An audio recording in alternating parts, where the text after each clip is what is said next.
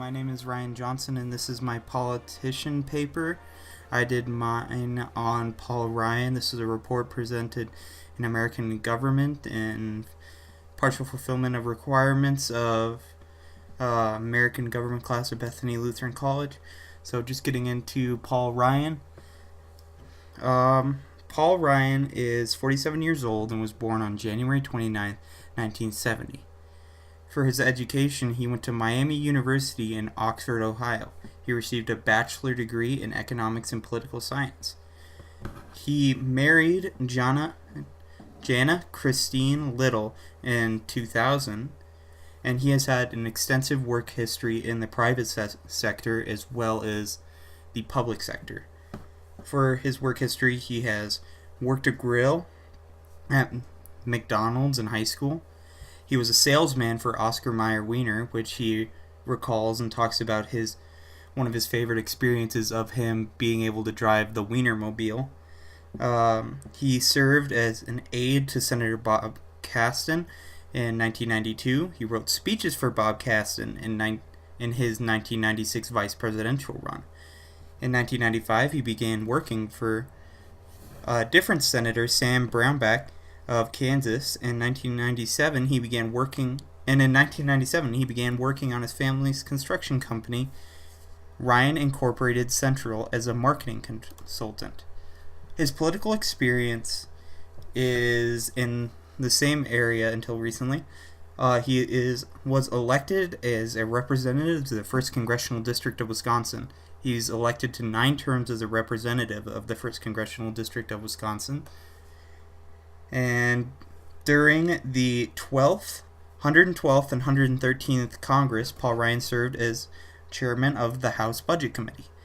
And in October 2015, he was elected Speaker of the House, which should be noted as reluctantly accepting the position. So, for his professional development, he doesn't really have any real development as he has skipped from job to job all over his life. The most development you can say that he had is going from legislative aide of Bob Caston to writing speeches, or from his seat to now the Speaker of the House. And his accomplishments, of course, having a loving family is an accomplishment. He has a family with his wife, Jana, and his 3 children, Liza, Charlie, and Sam. He's an accomplished author, writing 3 books, The Way Forward, Young Guns, and The Path to Prosperity, as well as holding a degree in economics and political science. So as for the office he holds, he currently still holds the seat of the 1st Congressional District of Wisconsin and the role of Speaker of the House. He has those 2 distinct responsibilities. So for the duties of his office, for the 1st Congressional District of Wisconsin, he introduces bills and legislations that will benefit the people of the district. He also would vote on issues and participate in committees in order to get legislation presented. Overall, he's the voice of the people in his district to Congress or the government. And his duties of the Speaker of the House, so as we saw in our class, the duties of the Speaker of the House are, and of course his duties as the Speaker of the House take over and override the responsibilities of the congressman, becoming more pressing in many issues. So, as his responsibilities, he is the presiding officer of the House, must enforce the rules of the House, he recognizes people to speak on issues, appoints select committees to work on bills. They appoint members to major committees and assignments as they coordinate with the system. Just what we went through in our lectures over the Speaker of the House. Those are his responsibilities. So, major goals or accomplishments. So, Paul Ryan has rolled out a new set of goals after working closely with President Trump. These mainly right now include tax reform and simplification of the U.S. tax code, as it has become rather convoluted and impossible to understand, as well as to repeal and replace Obamacare or have significant reform. So Paul Ryan's accomplishments right now, the major accomplishments of Paul Ryan are also the major accomplishments of of our House of Representatives. So currently, or recently I should say, he has sent relief to places devastated by the recent hurricanes. Of course, there were many recent hurricanes, and part of sending that relief to those places was increasing the debt ceiling, and there was a lot of work that had to go into that in order to actually send that relief to all those places affected. So also, there have been many acts and bills passed to reform the Veterans Association. If you actually go to the House of Representatives website, they will lay out a description of every single bill that has been passed and what they're currently working on, as it is their duty to inform the public of what Congress is working on. And as you scroll through those, you will see that they have many Veterans Association reforms and new programs that they put into that. And for immigration, they put Kate's Law into effect that more strictly comes down on people who have come into our nation illegally more than once, and gives them harsher punishments depending on crimes that they've committed in the country. His party affiliation, he's a member of the Republican Party. Hot button issues. There are a few issues that are controversial, and these are Paul Ryan's views on them. Although Donald Trump is not an issue, he's currently a subject of discussion, and I thought it'd be fun to kind of put him under the hot button issues. So, in my list of hot button issues, we start off with abortion. Abortion is always a hot button issue, even though it is not being intensely discussed currently. It is still an issue that Republicans have issue with. In interviews in the 2012 election, when Ryan was running for the vice president, he stated his views on abortion. The gist of his views is he was pro-life primarily because of his religious views. However, he also said that he believes there is scientific reasoning to why a fetus is alive and believes that it should not be terminated. So on gun control, this is more recent on his views of it. After the Vegas shooting and after every shooting in America, of course, gun control becomes a hot button issue. Most recently, with an interview with Hugh Hewitt, Paul Ryan stated his views. The summary of the interview is that Paul Ryan is a supporter of the Constitution and the Second Amendment. However, he believes he is against bump stocks, something that turns a semi-automatic rifle into an automatic rifle. He sees this as a way to circumvent the laws and finds them illegal, and is currently trying to get certain legislation passed that is more specific to outlawing those things specifically. With Obamacare, it is the current agenda of most Republicans to either repeal, replace, or strongly reform the Affordable Care Act or Obamacare. Ryan states his views on his website. He believes, after talking to many people around his state, the Affordable Care Act is a bad policy that does not accomplish what it is designed to do, he says. He goes on to state that he believes it negatively affects business owners in this country. He has, through his actions, showed that he wants to strongly reform and replace the Affordable Care Act. With Donald Trump, Paul Ryan has been supportive of Donald Trump since he has been elected to office. Although he was critical of Trump during the campaign, several times even condemning his actions, he is now working closely with the president. He praises Trump on most things, most recently his deal with Democrats in order to raise the debt ceiling and provide relief to hurricanes victims, but is also critical of the president, saying he should have been more decisive and quick with his response after I don't know if I would call him an attack, but after the incidents in Charlottesville. Overall, the relationship seems to be one for the good of the people, and the two's actual relationships and thoughts are not exactly clear. You can't always get a clear reading of what Trump's view on Paul Ryan is, as with his tweets he often praises Paul Ryan, and then in the next tweet he'll condemn his actions. So it's kind of hard to determine what Trump's actual thoughts on Paul Ryan are. So his strengths. One of Paul Ryan's major strengths is finances. He has a degree in economics and has worked on the budget committee for some time. Many of the things he works on in the House and does well is getting financial legislation through. Ryan has also been a part of a district that is very decisive. Ryan has also been I forgot how to talk for a minute. His district is very diverse and has both hard red and hard blue counties in it. This is seen by his voting district has very rural parts of Wisconsin as well as the city of Milwaukee in it. So there is a strong difference in beliefs there. This makes him capable of achieving bipartisan legislation, as well as knowing what the other side wants and how to compromise. His weaknesses, Paul Ryan's major weaknesses, is that he can be indecisive at times. This can be seen with his hesitancy to run for vice president and his reluctancy to take the Speaker of the House job, putting off the answer for quite some time. This indecisiveness shows sometimes as a weakness, as he seems to be too cautious.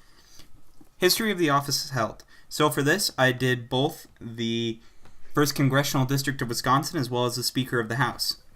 I did the histories of both of them, as they are both seats that Paul Ryan currently holds. So, with the past holders of the 1st Congressional District, the first holder of the office was Democrat William P. Lyon. The office has been held by 27 people, 10 Democrats, 15 Republicans, 1 Progressive, and 1 member of the Free Soil Party.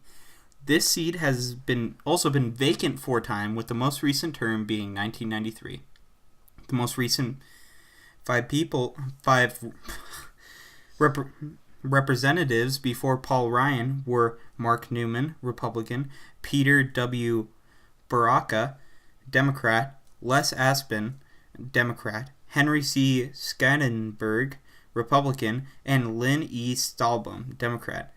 The past holders of the Speaker of the House. The first Speaker of the House was pro-administration member Frederick Moldenberg.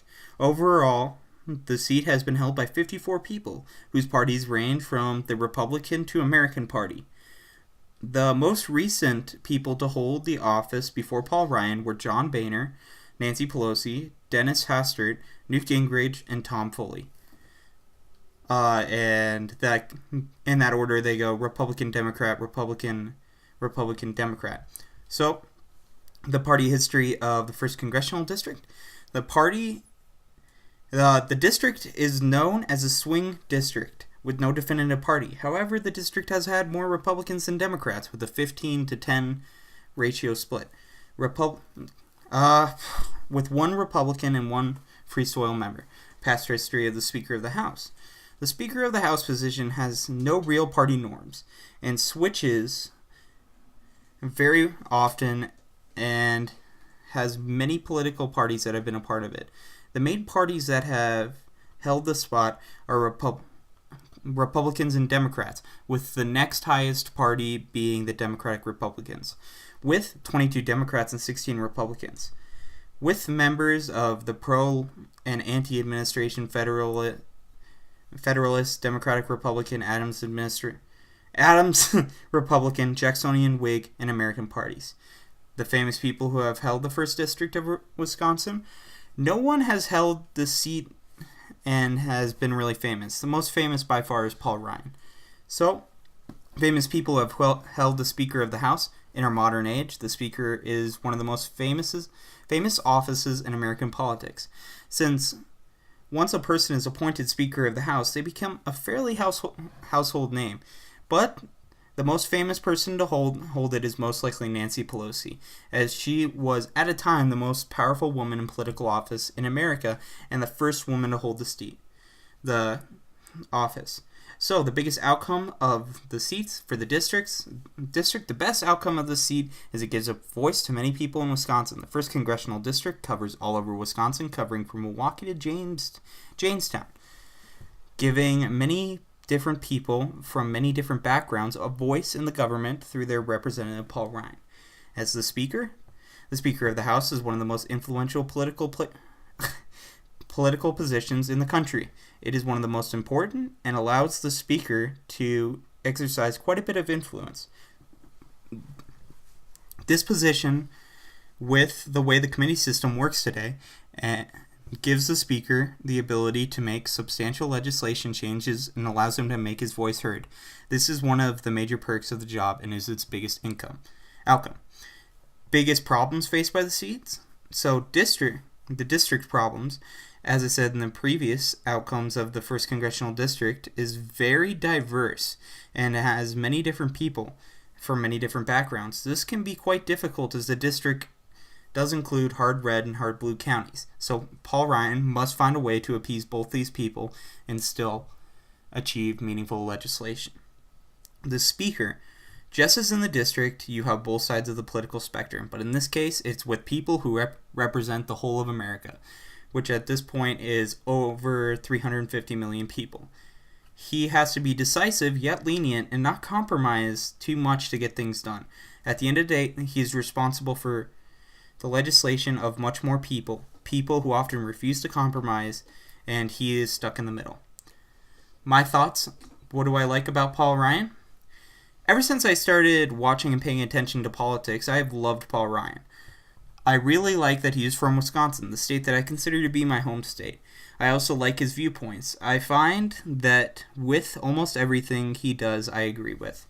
To me, Trump is the wild card of the Republican Party, but not Trump again. But Ryan is the base in leadership. I like it when he is direct, and I like the leadership he brings to the party. The things that I do not like about Paul Ryan, however, these are also his weaknesses. He is often not as decisive as I would hope him to be. Overall, I wish he was more aggressive in politics. Caution can be good, but in today's politics, there's not much room for it. What could this politician do to better their chances of re-election? Right now, Paul Ryan has an image problem in the eyes of the voter. He is getting blamed for just about everything that happens. Whether it's a bill that doesn't get passed or him trying to work with both sides, he's getting blamed for the faults of Congress, and more specifically the House of Representatives.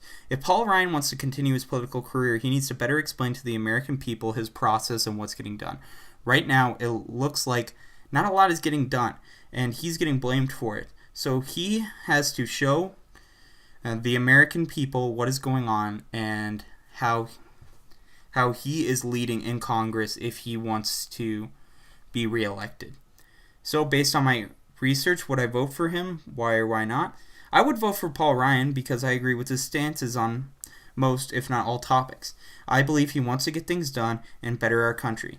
I believe that he is good at what he does and has an excellent track record of getting things done. My closing comments, I liked looking more into Paul Ryan. He's a politician that I have liked for some time for many reasons, one of which is I actually got to meet him at one of his book signings for The Way Forward. Excuse me. I went there. It wasn't much. Got to go in, shake his hand, sign my book. He said, "Hey, Ryan, nice name," which, it isn't much, but, it's just kind of cool to meet one of those figures and just see him in the flesh. That was before he was the Speaker of the House. He had just come off of his presidential run, and during that presidential run, he came to my hometown and he did a speech. So I had some experience with him in the past. He's just overall a politician that I really like what he's doing, and I was happy to study him more closely, and that's pretty much it. Sorry. So that concludes my report on Paul Ryan and my politician report. Thank you for listening, and have a good day.